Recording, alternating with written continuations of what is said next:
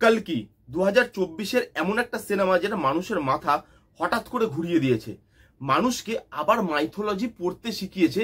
কারণ কল্কি এমন কিছু টপিক নিয়ে, এমন কিছু ক্যারেক্টার নিয়ে কথা বলে, যেই জিনিসগুলোকে জানতে গেলে বা যেই জিনিসগুলোকে বুঝতে গেলে মাইথোলজিটা আপনার জানাটা দরকার। যেরকম কল্কি কে, তার জন্ম কিভাবে হয়, কলি যার কোনো ফিজিক্যাল ফর্ম নেই সে কমল হাসানের ফর্মে কি করছে ওখানে, কর্ণ যার সঙ্গে কল্কির কোনো সম্পর্ক নেই সে কলিযুগে কি করছে, এই সমস্ত প্রশ্ন লোকের মাথায় ঘুরছে এবং তারা সমস্ত থিওরি বানাচ্ছে তাদের নিজের মতো করে। আমিও এখানে একটা থিওরি নিয়ে এসেছি এবং এই থিওরিটা এখনো অবধি যতগুলো লোক যতগুলো ভিডিও বানিয়েছে তারা কেউ এই থিওরিটা নিয়ে কথা বলেনি এবং আমার স্ট্রংলি বিলিভ এই থিওরিটা কোথাও না কোথাও গিয়ে সত্যি হলেও হতে পারে। আপনারাই পুরো ভিডিওটা দেখুন আর বিচার করুন আমার এই থিওরির মধ্যে কতটা লজিক বা সত্যতা আছে। আজকে দুটো টপিক নিয়ে কথা বলবো, একটা কর্ণর টপিক এবং একটা সুপ্রিম ইয়াস্কিনের টপিক। প্রথমে কর্ণর টপিক নিয়ে কথা বলবো। সব ভিউয়ার্স দেখছি বেরোচ্ছে হল থেকে দেখে এবং বেরিয়ে বলছে হঠাৎ করে কর্ণ কি করে কলিযুগে চলে এলো। কর্ণর ক্যারেক্টারটা নিয়ে সবাই কনফিউশনে আছে যে প্রথম থেকে তাদেরকে হিন্টই দেওয়া হয়নি যে এই ক্যারেক্টারটা কর্ণ, কারণ তারা কর্ণর ব্যাপারে কিছু ভেবেই যায়নি। কারণ কর্ণর সঙ্গে কল্কির কোনো সম্পর্ক নেই, কলিযুগে কেন আসছে, কর্ণ তো ইমমর্টাল নয়, কর্ণ তো মারা গেছিল মহাভারতে, তা সেই ক্যারেক্টারটা আবার কেন ফিরে আসছে এই কলিযুগে এবং তার হিন্ট কেন দেওয়া হলো না পুরো সিনেমা জুড়ে, এইটা নিয়ে সবার কোয়েশ্চেন আছে। তো আমি ক্লিয়ার করে দিই, প্রথমে মানে মুভির প্রথম থেকে শেষ অবধি কর্ণই যে এই ক্যারেক্টারটা সেটা অনেকবার মেকাররা হিন্ট দিয়েছে, আমরা অ্যাজ অডিয়েন্স হয়তো ধরতে পারিনি। আমরা এক এক করে হিন্টের ব্যাপারে কথা বলবো। ফার্স্ট যে হিন্ট, এখানে প্রভাসের ক্যারেক্টারটা কিভাবে পায়, দুলকার সালমান প্রভাসকে কিভাবে পায়, প্রভাসকে পায় একটা ঝুড়ির মধ্যে। এবার আপনি যদি কর্ণর ক্যারেক্টার বা কর্ণর গল্পটা শোনেন তাহলে আপনি বুঝতে পারবেন যে কর্ণর মা কুন্তী সমাজের ভয় তাকে ঝুড়িতে করে নদীতে ভাসিয়ে দিয়েছিল এবং অন্য একজন তাকে পেয়েছিল এবং লালন পালন করেছিল। এখানেও যদি আপনি দেখেন প্রভাসকে কিন্তু ঝুড়িতেই প্রথম পেয়েছিল দুলকার সালমান। নেক্সট হিন্ট যেটা মেকাররা এখানে দিয়েছে সেটা হচ্ছে কর্ণের সবসময় একটা কবচ থাকতো এবং সে সবসময় সেটাকে পরেই থাকতো। এখানেও আপনি দেখবেন প্রভাসের ক্যারেক্টারটা ম্যাক্সিমাম টাইমে তার যে জ্যাকেটটা থাকে, যেই জ্যাকেটটা সে সবসময় পরে থাকে, সেই জ্যাকেটটা কিন্তু মুভির ম্যাক্সিমাম টাইমে বলতে পারে 90% টাইমে সে কিন্তু পরেই ছিল অ্যাজ কবচ। আরেকটা হিন্ট যেটা এখানে খুব ইন্টারেস্টিং ভাবে দেওয়া হয়েছে সেটা হচ্ছে এখানে দেখানো হচ্ছে যে প্রভাসের ক্যারেক্টারটা আজ অব্দি কোনো ফাইট হারেনি। তো আমরা ভেবেই নিতে পারি যে তার কাছে অনেক ইউনিট আছে, মানে তাদের ভাষায় যেটা টাকা, তো তার কাছে প্রচুর ইউনিট থাকবে, সে তো কোনো ফাইটই হারেনি। কিন্তু যখন ভুজ্জি তার ব্যালেন্স বলে, তার ব্যালেন্সে মাত্র 250 না 260 ইউনিট পড়ে আছে। কেন এতগুলো ইউনিট যে সে কামালো সেগুলো কোথায় খরচা হলো? এবং কর্ণকে আমরা দানবীর হিসাবে চিনি, এখানে যদি আপনি দেখেন এখানে কিন্তু এই ক্যারেক্টারটা টাকা বা ইউনিটটা জমছে না, কারণ সে দান করতে ভালোবাসে। লোকের কাছে ধার দেনা হয়ে গেছে কিন্তু সে একবারও বলছে না যে আমি আপনাদেরকে টাকা দেবো না, বলছে আমার কাছে যখনই চলে আসবে আমি আপনাদেরকে দিয়ে দেবো। এবং আরেকটা জায়গায় আমরা মানে দানবীরের একটা উদাহরণ পাই, সেটা হচ্ছে যেই ছেলেটাকে প্রভাস বন্দি করে রাখবে সেই ছেলেটাকে একটা টাইমে গিয়ে সে ছেড়ে দেবে, বলবে তুমি চলে যাও, এবং ছেড়ে দেওয়ার সময় তার কাছে ইউনিট নেই, তার কাছে টাকা নেই, সে তবুও বলবে যে ভুজ্জি इसको 500 ইউনিট দে দো, বাহার যাকে কুছ খা লেগা। কারণ এখানে সে টাকাগুলো খরচা করছে লোকের উপকারের জন্য, সেই জন্য তার কোনো টাকা জমছে না। আরেকটা সব থেকে বড় হিন্ট এটা যেখানে দিয়েছে, যারা মাইথোলজি পড়েছে তারাই হিন্টার ব্যাপারে সবাই জানবে, সেইটা হচ্ছে প্রভাসের ভুলে যাওয়া। সে যে কর্ণ সে কিন্তু অনেক লাস্টে গিয়ে মানে তার মনে পড়েছে যে সে কর্ণ এবং তাকে কিছু করার জন্য আবার পুনর্জন্ম দেওয়া হয়েছে। কারণ আপনি যদি কর্ণর হিস্ট্রি দেখেন, কর্ণ কিন্তু মানে জন্মসূত্রে সে কিন্তু ক্ষত্রিয় সন্তান। গুরু দ্রোণ যে উচ্চ স্তরের ক্ষত্রিয় সন্তানদের টিচ করতো তখনকার দিনে অস্ত্র শিক্ষার জন্য, এবং পরশুরাম ঠিক তার উল্টো দিকে ক্ষত্রিয় সন্তানদের টিচ করতো না, সে করতো ব্রাহ্মণ সন্তানদের। এবার ও তো ক্ষত্রিয় সন্তান কিন্তু এখন মানে সুতপুত্র হয়ে গেছে, তো সে এবার যখন যায় গুরু দ্রোণের কাছে, গুরু দ্রোণ বলে না ভাই তুমি ক্ষত্রিয় হতে পারো কিন্তু তোমার জাত খুব নিচুতে এখন, তো আমি তোমাকে শেখাতে পারবো না। আবার পরশুরাম ক্ষত্রিয় শুনবে, সেও বাদ দিয়ে দেবে। তখন কর্ণ ভাবে যে আমি ব্রাহ্মণ সেজে পরশুরামের কাছে যাব এবং তাকে মিথ্যা কথা বলে আমি তার কাছ থেকে শিখবো। এবং একটা টাইমে গিয়ে পরশুরাম সেটা ধরে ফেলে যে কর্ণ মিথ্যা কথা বলেছে। যখন সে ধরে ফেলে তখন সে কর্ণকে শাপ দেয় যে তুমি যা যা শিখেছো এতদিন সেই জিনিসগুলো তুমি সব ভুলে যাবে। সেই জিনিসগুলো যখন তোমার সব থেকে বেশি দরকার হবে, এই অস্ত্র শিক্ষা সব থেকে বেশি দরকার তোমার জীবনে যেদিনকে হবে, তুমি সেদিনকে সব শিক্ষা ভুলে যাবে। সেই জন্যই প্রভাসের ক্যারেক্টারটা প্রথম থেকে সবকিছু ভুলে যায় বা সে ভুলে থাকে। যখন তার হাতে ওই জিনিসটা মানে যা তার অস্ত্রটা পড়ে, তখনই সে রিকল করতে পারে নিজেকে, তখনই তার মনে পড়ে সবকিছু। তার আগে থেকে ওই ভুলে যাওয়ার যে সিগনিফিকেন্সটা দেখিয়েছে সেটা কিন্তু কর্ণের সাথে হুবহু ম্যাচ করে। এবার যে নেক্সট টপিকটা নিয়ে কথা বলবো, কর্ণ কলিযুগে কি করছে। কালকির সাথে কর্ণর তো কোনো সম্পর্ক নেই, কর্ণ মারা গেছে মহাভারতে, তাহলে সে কলিযুগে কি করছে, সে আবার পুনর্জন্ম কেন নিচ্ছে, তার উত্তরও কিন্তু এই সিনেমাতেই আছে। আপনি যদি দেখেন, যখন মহাভারতের যুদ্ধ হয়েছিল, কর্ণ এবং অশ্বত্থামা দুজনেই কিন্তু অধর্মের হয়ে লড়েছিল, মানে কৌরবদের হয়ে লড়েছিল। অশ্বত্থামা যদি একবার সুযোগ পায় তার নিজের ভুলটা বা নিজে যে ভুলটা করে এসছে মহাভারতের প্রায়শ্চিত্ত করার, তাহলে কর্ণ কেন পাবে না? কর্ণ এমনিতেই খুব নেগলেক্টেড ক্যারেক্টার, উচ্চ বংশের হওয়ার পরও তাকে ছোটবেলা থেকে অপমান লাঞ্ছনা সহ্য করতে হয়েছে, মহাভারতে তাকে ছল করে মারা হয়েছে। তাহলে তার ক্যারেক্টারটা কেন একটা জাস্টিফিকেশন পাবে না?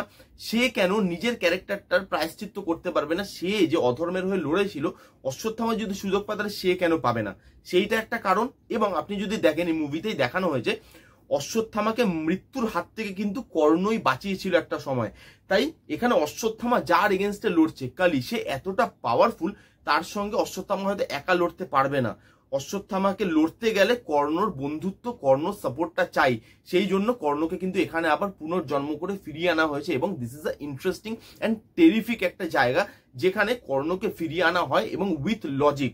এই ছিল কর্ণের টপিক এই সিনেমাতে। এবার এই কর্ণের টপিকটার মধ্যে আমার একটাই খালি কোয়ারি আছে, সেটা হচ্ছে অশ্বত্থামার প্রিয় বন্ধু হচ্ছে কর্ণ, তাকে বাঁচিয়েছে কর্ণ একটা টাইমে মৃত্যুর হাত থেকে। এবার আপনি যদি দেখেন পুরো সিনেমাতে অশ্বত্থামা কর্ণর সাথে লড়ে, মানে অমিতাভ বচ্চন প্রভাসের সাথে লড়ে। লাস্টে গিয়ে যখন তার অস্ত্রটা ওই রকম ভাবে প্রভাসের হাতে পড়ে জ্বলে ওঠে এবং সে সেটা দিয়ে লড়াই করে, সেটা দেখে অশ্বত্থামার মনে পড়ে যে আচ্ছা, কর্ণকে তো এরকমই দেখতে ছিল, এটাই কর্ণ। পুরো সিনেমাতে যখন যুদ্ধ করছিল দুজনে, তখন অশ্বত্থামার কি একবারও কর্ণের মুখটা মনে পড়েনি প্রভাসের মুখটা দেখে? কারণ এটা তো ভুলে যাওয়ার মতো মুখ নয়, তার বন্ধু, তাকে বাঁচিয়েছিল একটা টাইমে। তো পুরো সিনেমা জুড়ে যখন লড়ছিল তখন তার মেমোরির কি হয়েছিল? তখন অশ্বত্থামা কেন বুঝতে পারেনি যে এই ক্যারেক্টারটাই কর্ণ, কর্ণকে হয়তো এরকমই দেখতে ছিল? লাস্টে গিয়ে হঠাৎ করে মনে পড়ে গেল, এই জিনিসটা আমার একটু আনইউজুয়াল লেগেছে। হয়তো পার্ট 2-তে বা যে সেকেন্ড পার্টটা আসছে তার মধ্যে হয়তো এর আনসার দিয়ে দেবে, বাট যদি না দেয় তাহলে এটা একটা কিন্তু কোয়েশ্চেন আমার কাছে থেকেই যাবে। আপনারা যদি এর আনসার দিতে পারেন কমেন্ট করে জানাতে পারেন। কর্ণের টপিক শেষ। এবার আসবো এই সিনেমার সব থেকে ইন্টারেস্টিং টপিক এবং সব থেকে আলোচ্য টপিক, সেটা হচ্ছে সুপ্রিম ইয়াস্কিন। এটা নিয়ে হাজার লোকের হাজার প্রশ্ন, কে এই সুপ্রিম ইয়াস্কিন, তার অরিজিন কি, সে কোত্থেকে আসছে? কারণ তার মাত্র 2টো সিন, তাকে ডেভেলপই করা হয় না, তাকে সেভাবে ব্যাকড্রপই দেওয়া হয় না, সেই ক্যারেক্টারটা সম্বন্ধে কিছু বলাই হয় না। তো লোকের সব থেকে বেশি উৎসাহ এই ক্যারেক্টারটার, যে এই ক্যারেক্টারটার অরিজিন কোথায়। এবার এটা নিয়ে অনেক লোক অনেক থিওরি বানাচ্ছে যে এই হয়তো কালী এবং এই হয়তো কালীকে আসতে সাহায্য করবে। কিন্তু আমার এই সব টপিকের থেকে দূরে গিয়ে অন্য একটা জিনিস মনে হচ্ছে, এবং আমার ভাবনাটা আপনার পাগালপানো মনে হতে পারে। কারণ আমার মনে হয়েছে এই ক্যারেক্টারটা, যে এই যে সুপ্রিম ইয়াস্কিন, এ কোনোভাবেই কালী হতে পারে না। জানি আপনার মনে হচ্ছে যে এ আবার কি বলছে, কিন্তু আমি যখন এবার লজিক গুলো দেবো তখন হয়তো আপনিও কোথাও গিয়ে ভাবতে বাধ্য হবেন যে হ্যাঁ সত্যি এ কি কালী, সেই ব্যাপারে হয়তো আমাদের আরেকবার ভাবতে হতে পারে। প্রথমে আমি বলবো কেন আমার মনে হচ্ছে সুপ্রিম ইয়াস্কিন ক্যারেক্টারটা কালী নয়, তারপর আমি বলবো সুপ্রিম ইয়াস্কিন ক্যারেক্টারটা কে বলে আমার মনে হচ্ছে। চলুন একটা একটা করে কথা বলি যে এই ক্যারেক্টারটাকে কালী বলে আমার কেন মনে হচ্ছে না। ফার্স্ট হচ্ছে, এখানে সুপ্রিম ইয়াস্কিনের সিট থেকে কালকির জন্ম হচ্ছে দেখাচ্ছে। সুপ্রিম ইয়াস্কিন এখানে ভিলেন, এবং একটা ভিলেন বা একটা শয়তানের সিট থেকে বা অংশ থেকে কি একটা ভগবানের জন্ম হতে পারে? আমার তো মনে হয় না। এখানে আরেকটা যদি আপনি জিনিস দেখেন, মাইথোলজিতে বলা আছে যে কালী, যে তার কোনো বডির দরকার পড়ে না, বা তার কোনো বা ফিজিক্যাল কোনো রূপ নেই, সে মানুষের মাথায় থাকে এবং সেখান থেকে লোককে ম্যানিপুলেট করে এবং লোককে বাজে দিকে নিয়ে যায়। এখানে আপনি যদি দেখেন তাহলে এখানে কালী যদি এখানে কামাল হাসান হয়ে থাকে, তাহলে তার বডির দরকার কেন পড়লো? তার তো বডির দরকার পড়ে না। লাস্টে গিয়ে সে দেখাচ্ছে পাওয়ারফুল হয়ে যাচ্ছে, সে গান্ডি বুঠিয়ে নিচ্ছে, কেন তাকে পাওয়ারফুল হতে হচ্ছে? তার তো কোনো বডি ফর্ম লাগে না, তার তো কোনো ফিজিক্যাল ট্রান্সফরমেশন লাগে না, তাহলে কেন সে একটা বডি ধারণ করে এত বছর ধরে বেঁচে আছে? সেইটা আরেকটা আমার কারণ বলে মনে হয়েছে। আরেকটা আমার মনে হয়েছে যেটা খুব ভাইটাল কারণ, সেটা হচ্ছে আপনি যদি দেখেন এই সুপ্রিম ইয়াস্কিন আগে থেকেই সব জানতে পারে। যেমন একটা এক্সাম্পল মুভিতেই দেওয়া আছে যে যখন ওই বিষটা নিয়ে আসবে সায়েন্টিস্ট সুপ্রিম ইয়াস্কিনকে দেওয়ার জন্য, তখন সে সেটা জানতে পেরে যাবে যে শাশ্বত দেয়নি, ওটা সায়েন্টিস্ট দিয়েছে। মানে আগে থেকেই সে কিন্তু সব জানতে পেরে যাচ্ছে। তাহলে তার পক্ষে কি জানা পসিবল ছিল না যে দীপিকা পাডুকোনের পেটেই কালকি জন্মাবে, তারা এখান থেকে পালিয়ে যাবে, সম্ভালা জায়গাটা কোথায়, কোথায় গিয়ে তারা লুকিয়েছে, এই জিনিসগুলো কি তার জানার কথা ছিল না? সে তো জানতেই পারতো, ইজিলি তার লোক পাঠিয়ে সেই জিনিস তাদেরকে ধরে আনতে পারতো বা তাদেরকে পালাতেই দিত না, সেগুলো তো হতে পারতো। এই জিনিসগুলো এটা যদি কালি হতো বা সুপ্রিম ইয়াস্কিন হতো তাহলে কিন্তু তারা বলে দিতে পারতো। সিনেমাতে এবং ট্রেলারে সুপ্রিম ইয়াস্কিনের একটা ডায়লগ আছে যেইটা আরো পরিষ্কার করে দেয় যে এই ক্যারেক্টারটা কালি কোনোভাবেই হতে পারে না। কি সেই ডায়লগটা হচ্ছে, ডরো মত, এক নয়া যুগ আনে ওয়ালা হ্যায়। এবার আমরা জানি যে কলকিকে মারতে চাইছে কারণ যাতে নতুন যুগ মানে সত্য যুগ, ওই যে যুগের সাইকেল, সত্য তেতা দাপর কলি, ওই সাইকেলটা যাতে রিপিট না হয়। কলকিকে যদি মেরে দিতে পারি তাহলে আরো 6000 বছর এই কলিযুগটা চলবে। কালি চাইছে যে নতুন যুগ যাতে না আসে। তাহলে সুপ্রিম ইয়াস্কিন যদি কালি হয় তাহলে সুপ্রিম ইয়াস্কিন কি করে বলছে যে ডরো মত, এক নয়া যুগ আনে ওয়ালা হ্যায়? সে কেন ওয়েট করে আছে নতুন যুগের? সে তো আটকাতে চাইছে নতুন যুগটাকে, তাহলে তার মুখে কেন ডায়লগ? এইবার যে টপিকটা নিয়ে কথা বলবো সেই টপিকটা এই ভিডিও সব থেকে ইন্টারেস্টিং টপিক, এবং এই টপিকে এখনো অব্দি কেউ কথা বলেনি। সুপ্রিম ইয়াস্কিনের ক্যারেক্টারটা কালি যদি না হয় তাহলে কে এই ক্যারেক্টারটা? এটা পুরোপুরি আমার অ্যাজিউম, হতেই পারে আমি পুরোপুরি ভুল, হয়তো হতে পারে সিনেমাতে অন্যই কিছু বেরোলো, কিন্তু আমার মনে হচ্ছে এবং আমার হাই চান্সেস লাগছে এই জিনিসটাই হওয়ার যেটা আমি ভেবেছি। সেটা হচ্ছে, আমার খুব মনে হচ্ছে সুপ্রিম ইয়াস্কিন ক্যারেক্টারটা কলকির বাবা হতে চলেছে। রাইট, ঠিক শুনেছেন, অবাক হওয়ার কিচ্ছু নেই। এবার আমি এক এক করে লজিক দিচ্ছি কেন আমার মনে হয় যে এই ক্যারেক্টারটা কলকির বাবা হতে চলেছে। কলকির মায়ের নাম কি? সুমতি, যেটা আমরা সবাই জানি, দীপিকা পাডুকোনের নামকরণ করা হয়ে গেছে মুভিতে সুমতি। কলকির বাবার নাম কি? বাবার নাম হচ্ছে বিষ্ণু ইয়াসাস, এবং কলকিকে পুরাণে কলকিন বলেও ডাকা হয়। এবার আপনি নাম দুটো একটু উল্টো পাল্টা করে দেখুন। বিষ্ণু ইয়াসাস, ইয়াসাসের যদি আপনি লাস্ট 3টে ওয়ার্ড বাদ দিয়ে দেন তাহলে কি পড়ে থাকে? ইয়াস। কলকিকে ডাকা হয় কলকিন বলে, কলকিনের যদি ফার্স্ট 3টে ওয়ার্ড বাদ দিয়ে দেন তাহলে কি পড়ে থাকে? কিন। দুটোকে মিলিয়ে দিন, ইয়াস্কিন। এবার মনে হচ্ছে তো যে লজিক আছে? সিরিয়াসলি, এই যে নাম, এই নামটা ডাইরেক্টর হয়তো এই জন্যই রেখেছে যাতে কলকির বাবার হিসাবে এই ক্যারেক্টারটাকে পোর্ট্রে করতে পারে, এবং সেই জন্য দুটো নাম যদি আপনি মেলান তাহলে কিন্তু ইয়াস্কিন নামটা বেরিয়ে আসছে।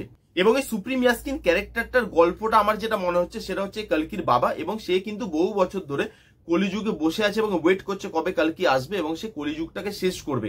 এবং এই যে প্রজেক্ট কে, সেটা কিন্তু তারই তৈরি করা। কেন? কলকির আশাটাকে কনফার্ম করার জন্য। সবাই তো কলকিকে জন্ম দিতে পারবে না, সে একটা ফর্মুলা তৈরি করে এটা যাচাই করার জন্য যে যেই বাচ্চাটা আসছে সে কলকি কি নয়।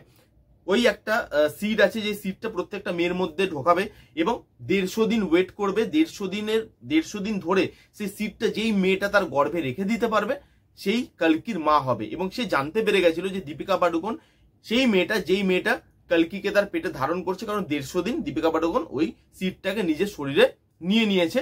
এবার সেখান থেকেই কলকি জন্মাবে। সেই জন্য দীপিকা পাডুকোন যখন পালিয়ে গেল তখন কিন্তু তাকে আটকায়নি ইয়াস্কিন, তাকে বলেছে চলে যাও, কারণ এইটা হচ্ছে কলির জায়গা, এইখানে কলকির জন্মানোটা সেফ নয়, কলকি কিন্তু এখানে এরা জন্মাতে দেবে না। কারণ এখানে যদি সুপ্রিম ইয়াস্কিনের ক্যারেক্টারটা জানতে পেরে যায় কলি যে এ হচ্ছে এদেরকে হেল্প করছে, তাহলে তো সুপ্রিম ইয়াস্কিনকেও মেরে দেবে। এবং সুপ্রিম ইয়াস্কিন যেহেতু এত বছর ধরে তপস্যা করছে এবং সেও যেহেতু কলকির বাবা, সেও তো সাধারণ মানুষ নয়, তো সে হয়তো তার ব্রেনটাকে বাঁচিয়ে রেখেছে কলির হাত থেকে, কারণ কলির কাজ হচ্ছে সবার ব্রেনে ঢুকে ম্যানিপুলেট করা। সে তপস্যার মাধ্যমে নিজের ব্রেনটাকে বাঁচিয়ে রেখেছে কলির থেকে। তার ব্রেনে ঢুকে কলি বুঝতে পারছে না যে তার ব্রেনে কি চলছে, তাই সে তার ব্রেনে এই প্ল্যানিং গুলো করছে এবং সেই কিন্তু হেল্প করেছে এদেরকে মানে ওই কাশি থেকে বা কলির জায়গা থেকে বেরিয়ে যেতে। এবং কর্ণর অশ্বত্থামার ক্যারেক্টারটা বাইরে আছে, সে জানে এরা তার ছেলেকে সেভ করবে। এবার যখন সে চলে গেল তখন কিন্তু আবার ইয়াস্কিনকেও তাকে সেভ করার জন্য বা কলকিকে সেভ করার জন্য এখান থেকে বেরোতে হবে। তাই জন্য লাস্টে দেখবেন, মুভির লাস্টে ইয়াস্কিন বলবে যে এবার কেউ যাবে না খুঁজতে কলকিকে, আমি যাব খুঁজতে, কারণ সেও কিন্তু এবার এখান থেকে বেরোবে সেভ করার জন্য। কিন্তু সে এতটাই জীর্ণ হয়ে গেছে, যেহেতু বহু বছর ধরে অপেক্ষা করছে, তার শরীরে শক্তি নেই এখান থেকে বেরোনোর। তাকে শক্তি পেতে হলো কি করে? ওই যে কলকির 1 ফোঁটা সিরাম, ওই 1 ফোঁটা সিরাম সে শরীরের মধ্যে ইনজেক্ট করলো এবং তাতে লাস্টে গিয়ে ওই কমল হাসানের বডিটা ওরকম পাওয়ারফুল হয়ে গেল। এবার সে এখান থেকে যেতে পারবে। এবং সেই শরীরটাকে পাওয়ারফুল করার আরেকটাও কারণ আছে, এক তো যাওয়া, আর সেকেন্ড অফ অল সে জানে সে যখন এখান থেকে বেরিয়ে যাবে তখন কালিও কিন্তু তার পেছন করতে করতে আসবে এবং হয়তো এই পথে মানে এই যাওয়ার পথে কালিরও মুখোমুখি তাকে হতে পারে এবং কালির সাথে তাকে একটা যুদ্ধ করতে হতে পারে। সেই জন্য তার শরীরে পাওয়ার থাকাটা খুবই জরুরি। এবং এই সুপ্রিম ইয়াস্কিন ক্যারেক্টারটাকে কালকির বাবা বলে কেন মনে হচ্ছে জানেন? কারণ এখানে যে কালকির মা সুমতি তাকে কিন্তু প্রপার স্ট্যাবলিশমেন্ট দেওয়া হয়েছে। পুরাণে গিয়ে আপনি যদি দেখেন কালকির মায়ের নাম সুমতি, তো মায়ের যেখানে এক্সিস্টেন্স আছে সেখানে বাবার এক্সিস্টেন্স থাকবে না, সেটা কি হতে পারে? বাবা নিশ্চয়ই এখানে আছে। আর আমার হাই পসিবিলিটিস লাগছে যে এই ইয়াস্কিন ক্যারেক্টারটাই কালকির বাবার ক্যারেক্টার। আপনাদের কি মতামত কমেন্ট করে জানাতে পারেন। যেটা আমার মনে হলো আমি আপনাদের সাথে শেয়ার করলাম। মেবি আই এম রং, আবার আমি ঠিকও হতে পারি, সেটা পার্ট 2 না এলে এটা নিয়ে তো কথা বলাটা যাবে না। তো এটা আমার মনে হয়েছে, আপনাদের মতামত কমেন্ট করে জানান। ভিডিওটা কেমন লাগলো জানাতে ভুলবেন না। ভিডিওটা যদি ভালো লাগে তাহলে please give it a Thums up, like করবেন, কমেন্ট করবেন, শেয়ার করবেন, চ্যানেলটাকে মাস্ট সাবস্ক্রাইব করবেন। দেখা হচ্ছে নেক্সট কোনো ভিডিওতে। ততক্ষণ bye bye, take care and be safe.